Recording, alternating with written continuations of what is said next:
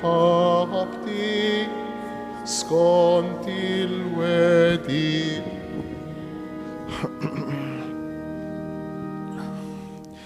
Fl-isem tal-Missier u tal-Iben u tal-Ispiritu Santu, amen. Il-paċi ma'kom. Ħuti Jeżis inġbarna l-lum biex niċċelebraw l-ewwel ħadd tar-Randan. Bdejna l-mixja ma' Ġesu fid-deżert lejn Ġerusalem, lejn l-Olja tal-Kalvarju. Imma waqt din il-mixja l-mulej se jagħtina għajnuna kbira, l-għajnuna tal-kelma tiegħu. Huwa mezz strument li qawwina li jgħinna fit-triq, b'mod speċjali meta niltaqgħu ma' diffikultajiet.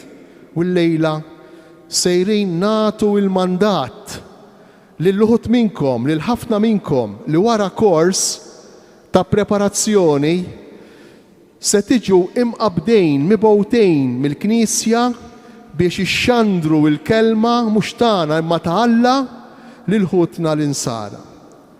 Ejjew nroddu ħajr lill-mulej u biex nitħejjew tajjeb ħalli niċċelebraw kif jixraq din il-laqgħa tagħna miegħu, ejjew narfu n-nuqqasijiet tagħna u nitolbuh ikollu ħnina minna. Fiskiet nitolbu maħfra.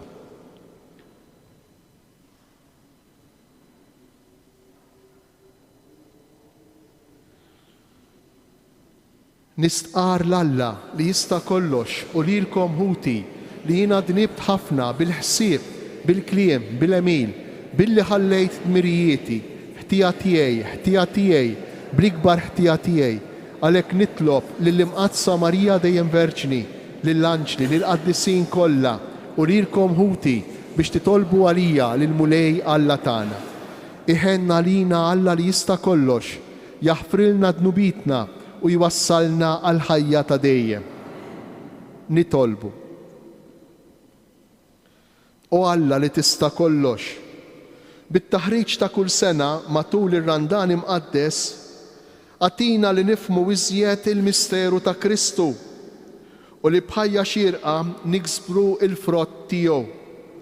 Bibnek Ġesu Kristu Sidna li hu Alla u miegħek jgħix u jsaltan flimkien mal-Ispiritu Santu għal dejjem ta' dejjem. Amen.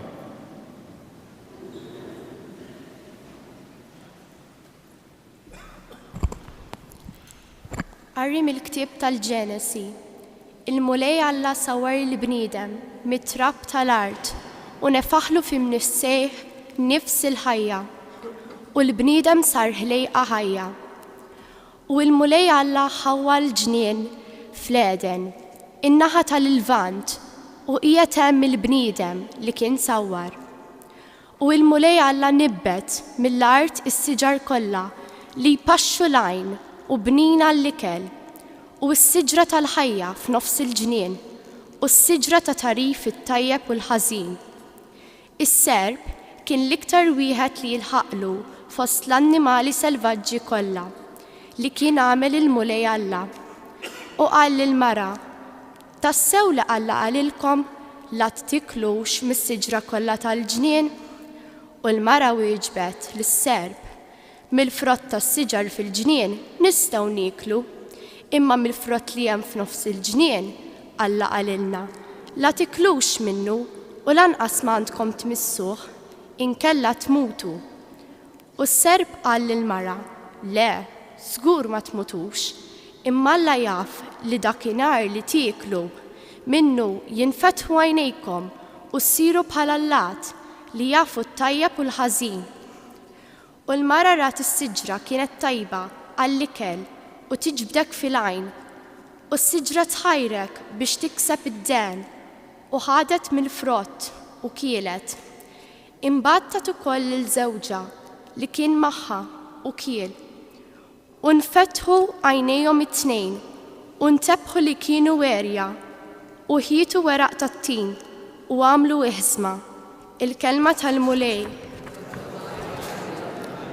Salm responsorjali, ngħidu flimkien, ħenna lina mulej għaliex dnibna, ħenna lina mulej għaliex dnibna. Ikollok ħnina minni, o Alla, fit-tjubitek, fil-kobor tal-ħnina tiegħek ħassar ħtijieti, aħsilni kollni mill-ħtija tiegħi, naddafni mid-dnub tiegħi, ngħidu flimkien, ħenna lina mulej għaliex dnibna. għax jien narafhom ħtijieti, id-dnub tiegħi dejjem qudiemi, kontrik biss jiena dnibt u dak li hu ħażin f'għajnejk għamilt, ngħidu flimkien ħenna lilna mulej għaliex dibna.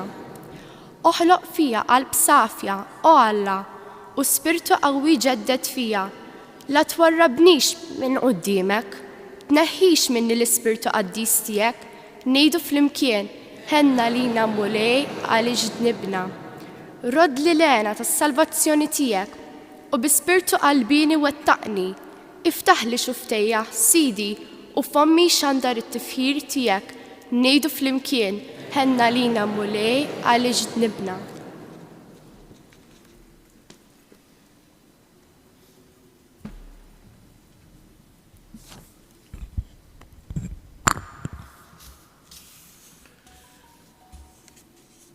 Fejn kotor id-dnub, kotrot fuq li kotrot il-grazzja. Qarim il-littra ta' San Pawl Apostlu lir-Rumani, Ħuti. Kien permezz ta' bniedem wieħed li fid-dinja daħal id-dnub u permezz ta' dnub il-mewt. U hekk il-mewt laħqet il-bnedmin kollha għax kollha dimbu. Kienet għadha ma waslitx il-liġi, id-dnub kien ġa fid-dinja, imma d-dnub ma kienx magħdud la darba liġi ma kienx hemm. Madankollu il-mewt saltnet ukoll minn Adam sa Mosè, imqar fuq dawk li ma waqgħux fid-dnub li fih kien waqa' Adam, li kien xbija ta' dak li kellu jiġi. Imma id-don mhuwiex bħal ħtija, għax jekk permezz ta' ħtija waħda mietet il-kotra, aktar u aktar issa il-grazzja ta' Alla u d-don moti bil-grazzja ta' bniedem wieħed li hu Ġesu Kristu xterdu bil-bosta fuq il-kotra. U d-don anqas ma hu bħal frott ta' dak il-wieħed li dineb, għax tassew il-ġudizzju moti fuq dnub wieħed wassal sal-kundanna, iżda d-don moti wara ħafna dnubiet iwassal għal ġustifikazzjoni. Għax jekk minħabba fil-ħtija ta' wieħed waħdu saltnet il-mewt permezz ta' dak il-wieħed, aktar u aktar dawk li jirċievu l-kotra tal-grazzja u d-don tal-ġustizzja għad isaltnu fil-ħajja permezz ta' wieħed li hu Ġesu Kristu. Mela kif bil-ħtija ta' wieħed waħdu waslet il-kundanna fuq il-bnedmin kollha, hekk ukoll bl-opra tal-ġustizzja ta' wieħed waslet lil bnedmin kollha il-ġustifikazzjoni tal-ħajja. Għax kif bid-diżubbidjenza ta' bniedem wieħed il-ħafna saru midinbin, hekk ukoll bl-ubbidjenza ta' wieħed il-ħafna isiru ġusti. Il-kelma tal-mulej. Inqum bil-wieqa.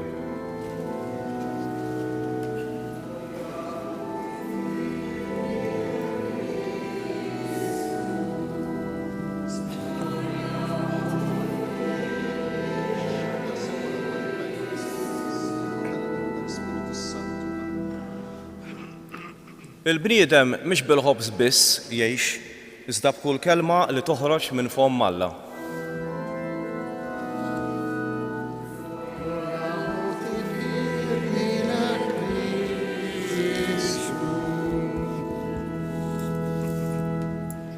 Il-mulej ma'kum. Qari mill-Evanġelju skont San Mattew.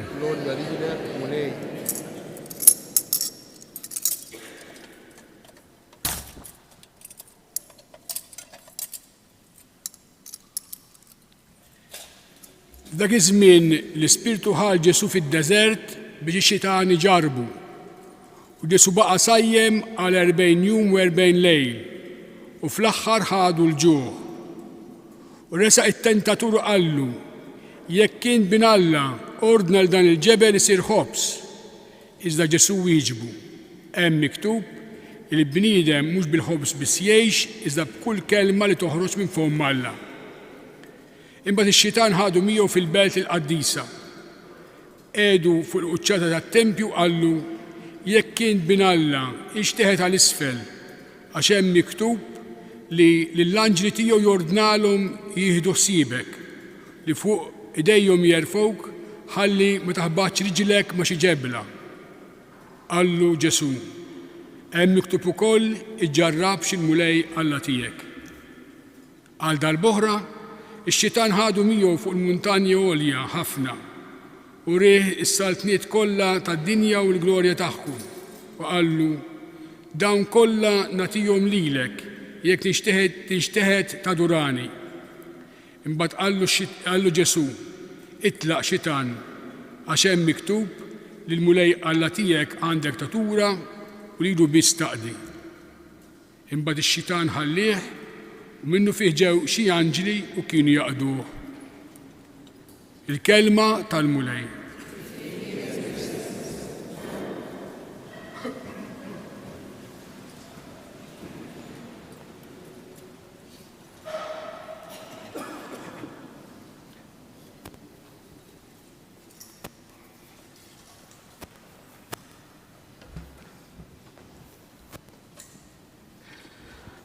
Kemm xi ħaġa sabiħa li l-lejla nġbarna flimkien biex il-kol kemm aħna niċċelebraw il-kelma t'Alla.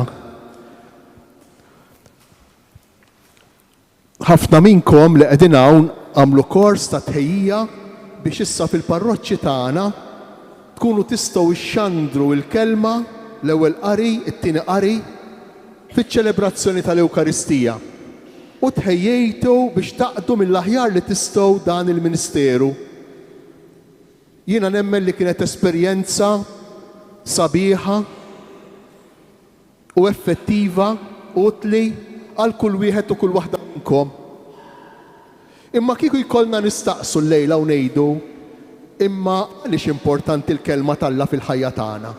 Għaliex importanti? X'jiġri kieku mhux hemm il-kelma t'Alla f'ħajjitna? X'jiġri? Tinbidel xi ħaġa, inħossuh in-nuqqas tagħha kieku din il-kelma ma teżistejx?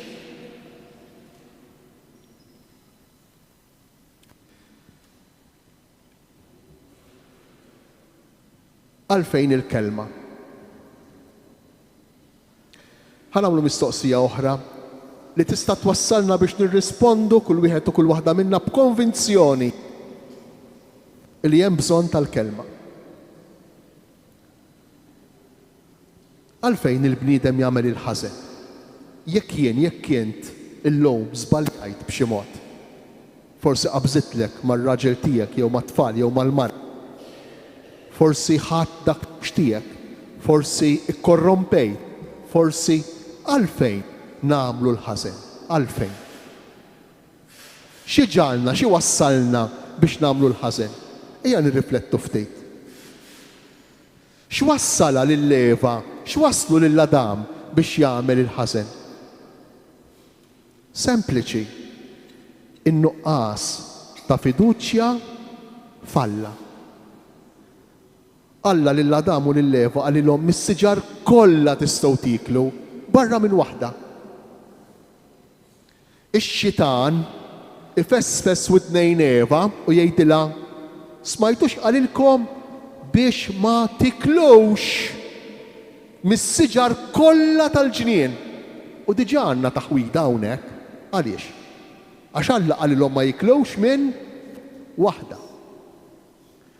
U Eva kienet kapaċi tirrispondi u qaltlu le, minn waħda aħna maħniex se niklu, mhux minn kollha. U x-xitan reġa' fessfess xi ħaġa oħra. Għalfejn ma jridkomx tieklu minn dik is-siġra il-waħda, għalfejn?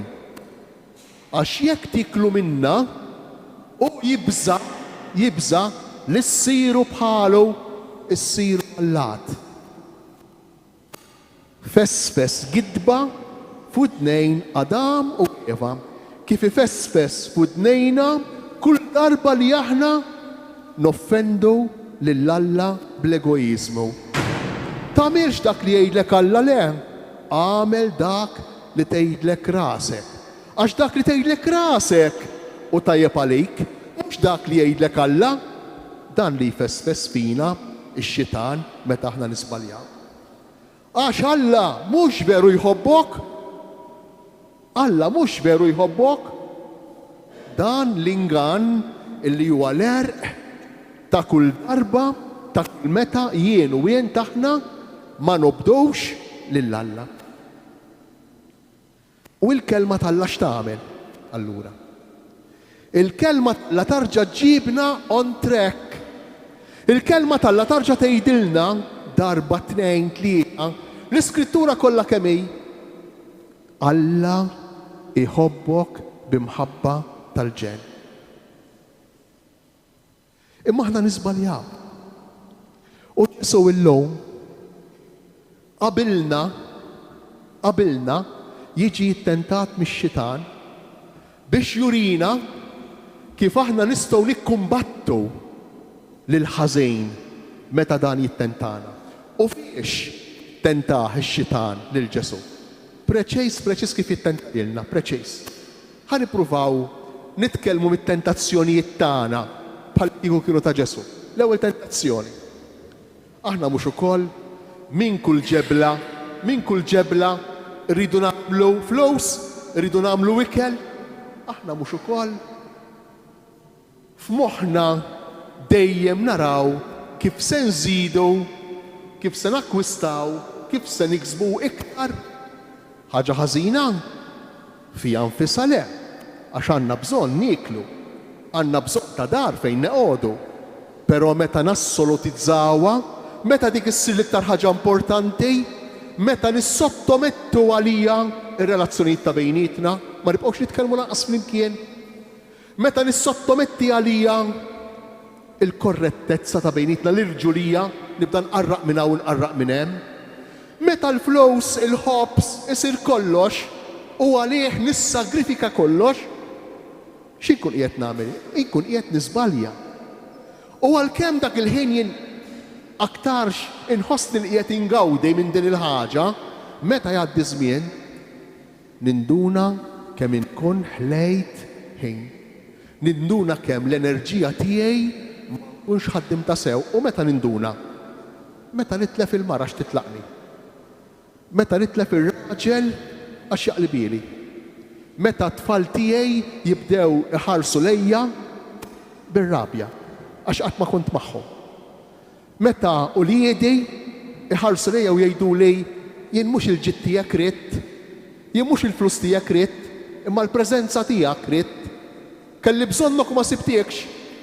Lilek irrejt jien, mhux il-ġid tiegħek. U tinduna li ntwaqgħid fl-iżball, fl-ingan.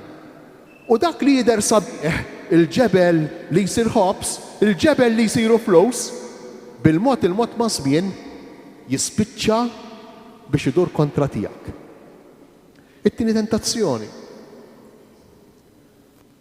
Aqbes minn fuq il-quċċata tat-tempju għax jiġu l-anġli jilqgħuk, immaġinaw. Kieku kien hemm in-nies u raw lil Ġesu jaqbes mill-għoli, molaw jew iktar, u ma jiġrilu xejn, l-anġli jilqgħuh. X'kien jiġri? Kulħadd kien jemmen fih. Kulħadd kien jgħid dan Superman. Dan m'hawnx ieħor bħalu, dan speċjali.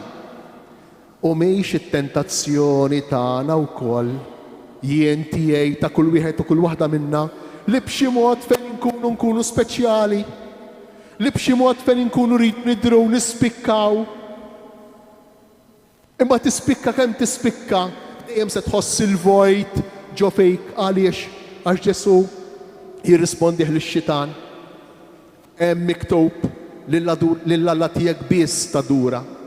Int u jien ma nistgħu qatt inkunu l-allat, ma nistgħu qatt inkunu fiċ-ċentru tal-attenzjoni b'tal mod illi kulħadd jinżlar kubteħ qudiemna jew jistmana iktar minn ħadd ieħor. Aħna kollha kemm aħna f'baħar wieħed, kollha kemm aħna għaddejjejn mill-istess sitwazzjonijiet, kollha kemm aħna l-istess. U l-aħħar tentazzjoni. Tellgħu fil-għoli ħafna u qallu isma' jekk tinżel tadurani, kull ma qed tara b'għajnejk kollu se jkun tiegħek. It-tentazzjoni tal-poter. Tal-poter. Huma tentazzjonijiet ħafna marbutin ma' xulxejn. It-tentazzjoni tal-ġejt, it-tentazzjoni tal-apparenza, Mela, il-ġid kemm ikolli, importanti kemm ikolli. L-apparenza kif se nidher, importanti kif se nidher u kif se nidher. U t-tentazzjoni tal-poter, kemm se nikmanda, kemm se jkolli seta.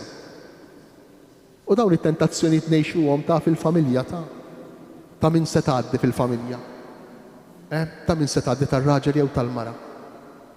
Jew tan-nanniet, ta' min se tgħaddi. Kultant neħlu, tant tkun qawwija t-tentazzjoni tal-poter ta' min se tgħaddi illi ma nkunux kapaċi nirraġunaw fuq dak li hu oġġettiv, fuq dak li hu minnu veru. Għaliex? Għax kulħadd għandu l-interess tiegħu, kulħadd qiegħed ifittex dak li jaqbillu, il-poter. Ikmanda jien li tgħaddi tiegħi. Ma Ġesu kif irrispondi għal dawn it-tliet tentazzjonijiet? Kif irrispondi? Barma waħda. Dejjem hemm miktub. Jekk aħna nirriflettu sewwa dawn it-tliet tentazzjonijiet meta naqgħu fihom, l-ewwel li jagħmlu tafu x'jagħmlu jkissruna lilna, l-ewwel li jagħmlu jkissru lilna, ifarkuna. Immaġinaw wieħed li jrid jidher il-ħin kollu jrid ikun fiċ-ċentru tat-attenzjoni. Miskejn, jispiċċa l-sejr ta' dak li jgħidu n-nies, skjaf tal-applawżi jew tal-blibbujar tan-nies, skjaf. It-tentazzjonijiet meta naqgħu fihom iduru kollha kontra tagħna. U Ġesu jirbaħlu lix-xitan permezz tal-Iskrittura. Permezz tal-kelma. Hemm miktub. Allura x'aħna nagħmlu llejla? Qegħdin nieħdu ħsieb tagħna nfusna. Qegħdin ngħidu li l-mediċina, is-saħħa, l-enerġija biex aħna nkunu bnedmin ta' veru, nisa u rġil ta' veru tinstab fil-kelma tal-Alla. Aħna ħafna drabi nisemewha fil-qudiesa ta' Ndrajnija, forsi għandek il-Bibja d-dar, qassamna l-Vanġelu ta' San Mattew issa, u iwa dan mhux stejjer tas-sol, le mhumiex stejjer tas-soltu, dik hija l-istorja ta' ħajtek. Hija l-istorja tiegħek, l-istorja tiegħi. U jekk jien nipprova npoġġiha fil-prattika, il-kelma ta' Ġesu ikun jaqbel lili, ikun jaqbel lill-familja tiegħi. Jekk jien nismaħħa u nipprova ngħixha, allura ikun qiegħed jiġri dak li ġara lil Ġesu u mhux dak li ġara lil Adam u lil Eva. Minkejja djufija tagħna, minkejja li aħna naqgħu il-ħin kollu u minkejja illi aħna għandna intenzjonijiet tajbin, inserħu rasna li bl-Ispirtu ta' Alla magħna permezz tal-kelma tiegħu aħna nistgħu naslu għall-umanità vera.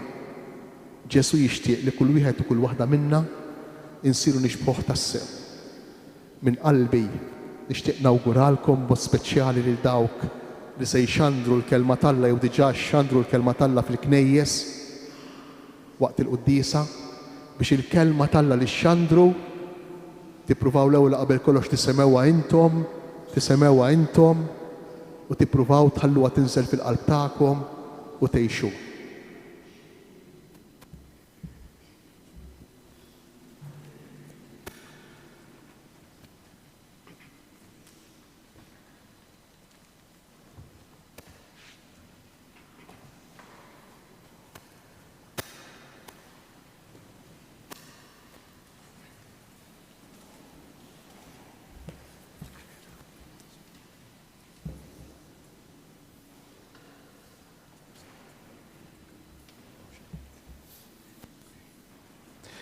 Issa nqumu bil-wieqfa u flimkien nistqarru dak li nemmnu. Jiena nemmen f'Alla wieħed, il-Missier li jista' kollox, li ħalaq is-sema u l-ard, dak kollu li jidher u dak li ma jidhirx. U f'mulej wieħed Ġesu Kristu, iben waħdini ta' Alla, imnissel mill-Missier qabel kull żmien. Alla minn Alla, dawl minn dawl, Alla veru minn Alla veru, imnissel mhux magħmul, natura waħda mal-Missier u bih sar kollox. Niżel mis-smewiet għalina l-bnedmin u għal-fidwa tagħna u ħal ġisem bis-seta tal-Ispirtu Santu minn Marija Verġni u sar bniedem. Salbu ħalina, bata taħt Ponzu Pilat, mietu difnuh. Fit-tielet jum għamil l-imwiet skont il-kotba mqazza u tela s-sema, qiegħed fuq il-lemin tal-Missier u għandu jerġa' jiġi bil-glorja biex jagħmel ħaq bil-ħajjin u l-mejtin u s-saltna tiegħu ma jkollix tmiem. u fl-Ispirtu Santu u lej li jagħti l-ħajja li ġej mill-Missier u mill-Iben li hu meqjum imweġġaħ flimkien mal-Missier u mal-Iben u li tkellem f'hom il-profeti u fi Knisja waħda qaddisa Kattolika Apostolika li stqarma mudija waħda għal maħfra ta' dnubiet li stenna l-qawma mill-imwiet u l-ħajja ta' żmien li ġej. Amen. Il-letturi bqgħu bil-wifqa waqt li l-oħra joqgħod bil-qiegħda.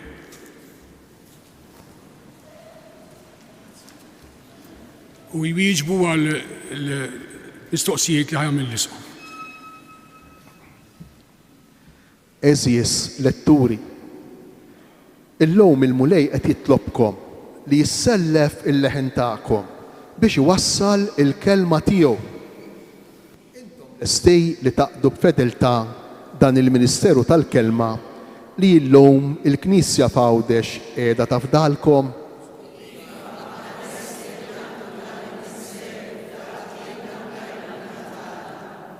Eżies, intom lestej li tieħdu dan il-Ministeru tal-Letturi bl-akbar responsabilità u fedeltà u hekk tgħinu lill-poplu Nisrani biex jaraf aktar ir-rieda ta' Alla għalih.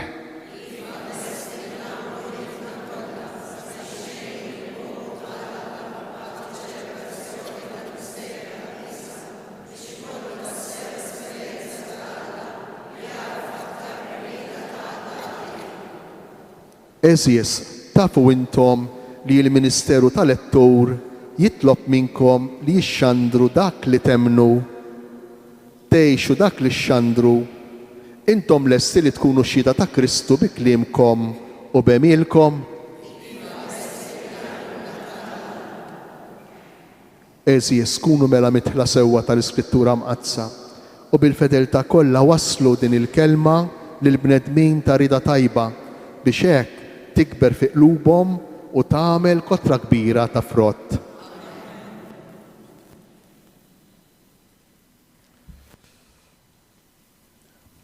Ħuti Eżies, f'ibnu Ġesu, il-Missier lissen lill-bnedmin l-isbaħ kelma tiegħu wara l-kliem li ħabbru l-profeti huwa l-kelma li ġiet imlissna darba l dejjem għas-salvazzjoni tagħna.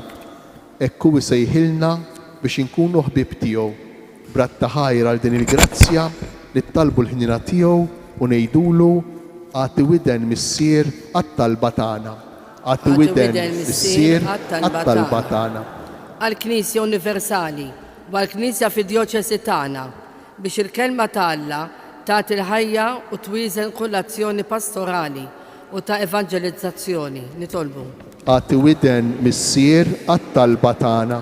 Għaż-żgħażagħ biex ikunu aktar mitla tal-Iskrittura mqazza biex hekk ikunu jistgħu jiltaqgħu ma' Kristu li mgħallem li bl-erf tiegħu jdawwal, jisfida u jsieħeb lil kull dixxiplu nitolbu. Għati widen missier għat-talba tagħna. Għal dawk kollha li huma mġarbin minħabba l-mard, il-faqar u s-solitudni biex l-Iskrittura mqazza tidwi għalihom bħala kelma li tfejjaq li toħloq komunjoni u li salva nitolbu. Għati widen missier għat-talba tagħna. Għal-katekisti u letturi u daw kollha li ħabirku għall-evanġelizzazzjoni biex jgħixu l-ħidma tagħhom ta' edukaturi fil-Knisja billi jgħinu lil kull persuna mit-tfal sal-adulti u jikbru fil-familjarità mal-kelma ta' Alla nitolbu. Għati widen missier għat-talba tagħna. Għal-letturi sabiex ixandru l-kelma ta' Alla bżelu u mħabba u jgħixu dak li jxandru nitolbu. Għati widen missier għat-talba tagħna. Għal-fidili kollha biex iniżlu l-eruq tal-fidi tagħhom dejjem iżjed fl-Iskrittura mqazza permezz tat-talb liturġiku, tal-meditazzjoni personali u tal-lezzjo divina nitolbu. Għati widen missier għat-talba tagħna. Mument ta' skiet il-kol kemm aħna nitolbu għal dawn il-letturi li se jkollhom il-missjoni li jxandru l-kelma tal-Alla mill-knejjes fis-skiet.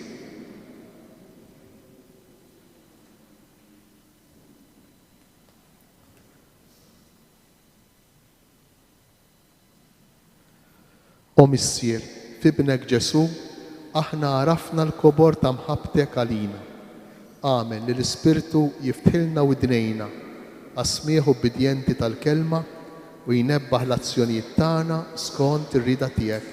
Bi Kristu Sidna. Amen.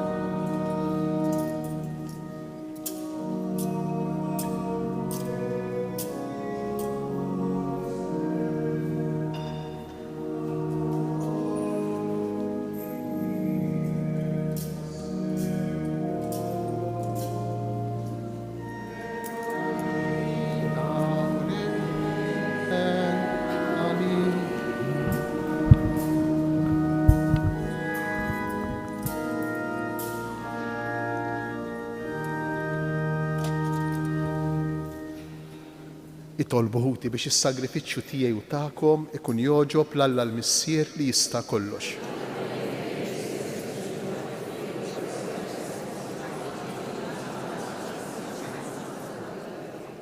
Għamel mulej li niġġeddu dejjem f'ħajjitna biex nofrulek kif jixraq dan is-sagrifiċċju ħalli bih inqazzu l-bidu ta' dan iż-żmien qaddejs li jħejjina għaċ-ċelebrazzjoni tal-Misteru tal-Għid bi Kristu Sidna. Il-mulej ma'kom, nerfgħu qlubna l fuq, niżżuħajr lill-mulej Alla tagħna. Sewwa u xieraq tas-sew mulej missier qaddis Alla ta' dejjem li tista' kollox, tajjeb u taġid tas-salvazzjoni tagħna li dejjem u kullimkien inroddulek ħajr bi Kristu Sidna. U għal 40 jum iċċaħħad mill-ikel tal-art biex bis-sawma tiegħu iqaddes din l-għamla ta' takkis u bir-rebħ tiegħu fuq il-qerq kollu tax-xitan għallimna nwarbu l-ħmira tal-ħażen. B'hekk iseħħilna niċċelebraw kif jixraq il-misteru tal-ikla tal-Għid f'din il-ħajja sa ma naslu biex nieħdu sema l dejjem fl-ikla tal-Għid tas-sema. Għalhekk flimkien mal-anġli u l-qaddisin kollha intennulek l-innu ta' tifħir u ngħidu bla għeda.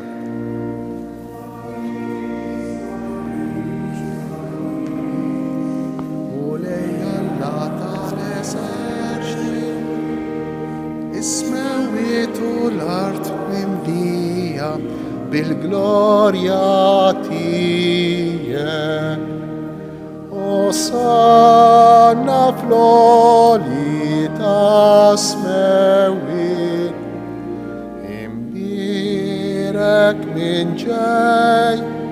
fisem il-mulej. Osanna fl-ola tasmewi.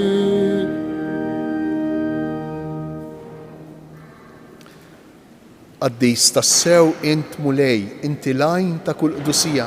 Qaddes għalhekk nitolbuk dawn l-offerti bil-barka tal-Ispirtu tiegħek biex isiru għalina il-ġisem u d-dem ta' Sidna Ġesu Kristu, li meta kien se jingħata biex minn rajħibati ħajl ħobs, ratt il-ħajr, qasam tal id-dixxipli tiegħu u qal: ħudu u kulu il-kol minn dan, għax dan huwa ġismi li jingħata għalikom.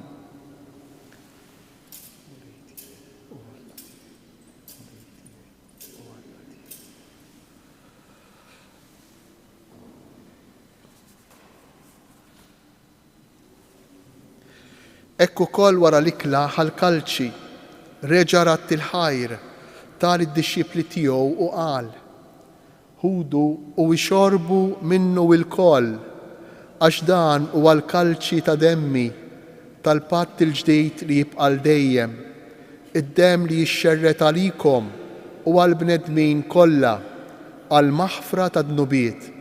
Għamlu dan b'tifkira tiegħi.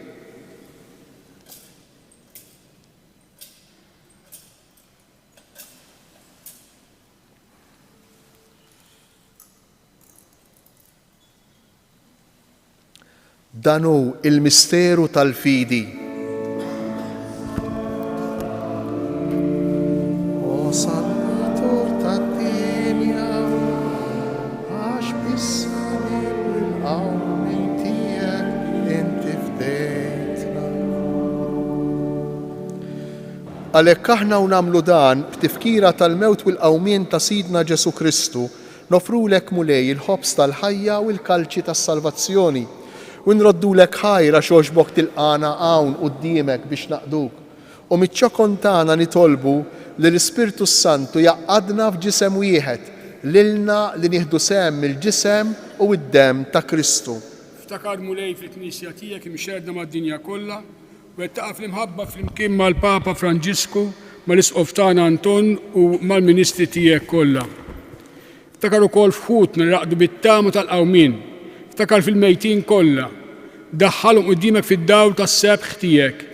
Ħen għalina l-koll nitolbuk, għati lilna wkoll il-wirt tal-ħajja ta' dejjem, flimkien mal-Verġin Mqazza u Malla Marija, ma' żewġa San Ġusepp, mal-Apostol qaddisin kollha li jgħix fil-ħbiberija tiegħek sa mill-bidu tad-dinja.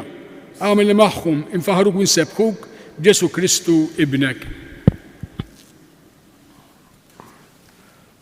Bi Kristu, ma' Kristu, fi Kristu, jingħata lilek Alla missier li tista' kollox, flimkien mal-Ispirtu Santu, kull ġieħu glorja, għal dejjem ta' dejjem. Amen. Ew niftakru li Alla hu missier li waħanin u li jħobna, tant li ħallilna l-kelma tiegħu li hija t-triq li aħna rridu nimxu biex insibu l-paċi, l-kuntentizza tagħna u fl-aħħar ninaqdu flimkien u miegħu. Induru lejh u flimkien ngħidulu. Missirna li inti fis-smawi, jitqaddes ismek, tiġi saltratek, ikun li trid kif fis-sema hekk fl-ard. Ħobsna ta' kull jum għatina llum, aħfrilna dnubitna, bħalma naħfru lil min hu ħati għalina, iddaħħalniex fit-tiġrib, iżda eħlisna mid-deni. Eħlisna nitolbuk mulej minn kull deni, għatina fit-tieba u l-ħnina tiegħek il-paċi fi żmienna, biex inkunu ħielsa dejjem mid-dnub u imħarsa minn kull inkwiet, aħna u nistennew u nittamaw lejna u l-miġja tas-Salvatur tagħna Ġesu Kristu. Mulej Ġesu Kristu li qed lill-apostli tiegħek inħallilkom isliem nagħtikom isliem tiegħi, tħarix lejn dnubietna. Iżda ħares lejn il-fidi tal-Knisja tiegħek, għatija sliem u l-għaqda li jien trid fija, int li tgħix fis-Saltan għal dejjem ta' dejjem. Il-paċi tal-mulej tkun dejjem magħkom. Għattu l-paċi lil xulxin.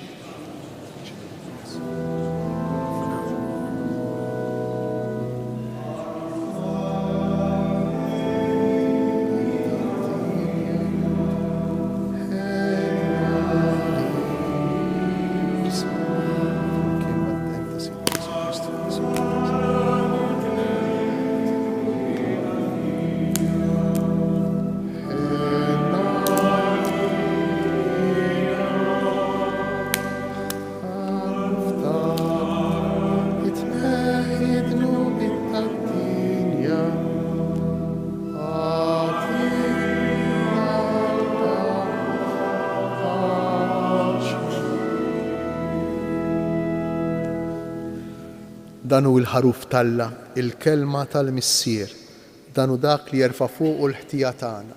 Ħenjin aħna li aħna mistiedna għal din l-ikla tal-ħaruf. Mulej, ma jistħoqlix li tidħol taħt is-saqaf tiegħi, stejt kelma waħda u ruħi tkun infejqa.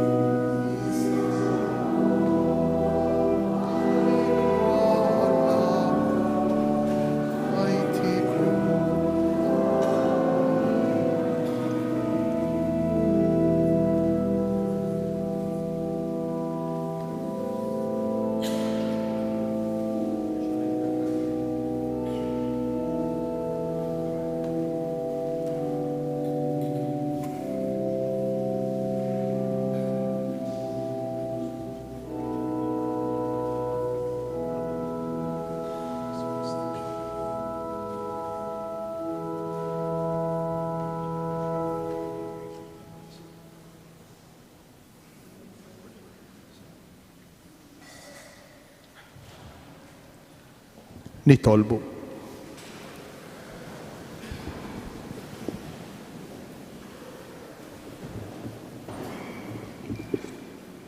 Aħna tqarbilna mulej bl-ikel tas-sema li bih nitħeġġu fil-fidi, nissaħħu fit-tama u nitqawwew fl-imħabba. Għallimna nħossu l-bżonn li nieklu lil dak li hu tassew il-ħobs ħaj u li ngħixu ta' bilħaq b'kull kelma li toħroġ minn fommok. Bi Kristu Sidna. Amen. Li ngħixu ta' bilħaq kull kelma li toħroġ minn fommok hekk tlabnieh il-mulej. U għalhekk anke matul dawn il-jiem sejri kollna xi għajnuniet biex din it-talba nwettquha f'ħajjitna. L-ewwel qabel kollox mumenti fejn aħna nisimgħu nimmeditaw il-kelma ta' Alla. U hawnhekk f'dan is-santwarju għandna dawn l-opportunitajiet. Kull nhar terba l-erbgħat kollha tar-Randan fid-9 ta' filgħodu jew fis-7 ta' filgħaxija ikun hawn il-meditazzjoni il-katekesi tar-Randan. Kulħadd huwa mistieden li jażel l-aħjar ħin opportuna għalih. Barra minn hekk kull nhar ta' Ħadd hawnhekk f'dan is-santwarju tagħna qiegħda ssir il-lezzjo divina fis-6:30 ta' filgħaxija. Jien inħeġġeġ forsi hawn ħafna minnkom tgħidu dik xitkom. Huwa mument fejn aħna nisimgħu l-kelma ta' Alla. Inħeġġeġkom f'dan ir-Randan. Għamlu dan impenn ġdid. U ejjew għal din il-katekesi kull nhar ta' Ħadd fis-6:30 ta' filgħaxija. Imbagħad għandna l-istedina tal-isqof tagħna f'dawn il-ġranet tar-Randan huwa wkoll qed jagħmel diversi laqat ma' diversi kategoriji. U għalhekk l-ewwel qabel kollox nhar l-erba' minn nhar l-erba' li ġejja sa nhar il-ġimgħa, jifieri erba' l-ħamis u l-ġimgħa, l-isqof ta' Għawdex sejjer imexxi l-eżerċizzi għaż-żgħażagħ fis-sala tas-seminarju maġġuri tagħna. Dawn ikunu fit-8 ta' filgħaxija. Ħeġġukom biex tgħidu liż-żgħażagħ tagħkom biex jieħdu din l-opportunità. Opportunità fejn jisimgħu il-kelma ta' Alla u jiltaqgħu mal-isqof ir-raj tagħna. Iż-żgħażagħ u l-ħaddiema li jaħdmu Malta li qegħdin Malta, l-eżerċizzi tagħhom imbagħad sejrin ikunu mmexxin minn Fadil Brendan Gatt fil-kappella tal-Università nhar it-tlieta dawn kull nhar ta' tlieta. It-tlieta 7, 14 u 21 ta' Marzu fit-8 ta' filgħaxija. L-aħħar stedina il-karità. Ir-Randan huwa żmien li fih aħna nitgħallmu nagħtu widen għal dawk li huma ħudna fil-bżonn. Għalhekk inħeġġukom biex tpoġġu l-offerti tagħkom fil-qalb tal-karità li hemm fuq l-artal tal-ġenb. Nissuġġerilkom li il-flus l-offerti li jinpoġġu ma jkunux miż-żejjed tagħna, imma jkunu ġejjin frott l-astinenza, is-sawm, iċ-ċaħdiet li aħna nagħmlu ma' dawn f'dawn il-jiem. Jiena niċċaħħad biex ngħin lill-oħrajn. Nirringrazzjawkom fl-aħħar ukoll għall ġenerożità li jurejtu fil-ġabra li saret għat-terremotati tat-Turkija u tas-Sirja il-weekend li għadda u f'dan is-santwarju il-ġabra laħqet is-somma sabiħa ta' 2810. Grazzi lilkom letturi li attendejtu għal kors impenjat tejf, grazzi l-uffiċċju liturġiku li dunnazzi li organizzaw dan il-kors. Il-mulej ma'kom, ikun imbierek isem il-mulej, l-għajnuna tagħna f'isem il-mulej.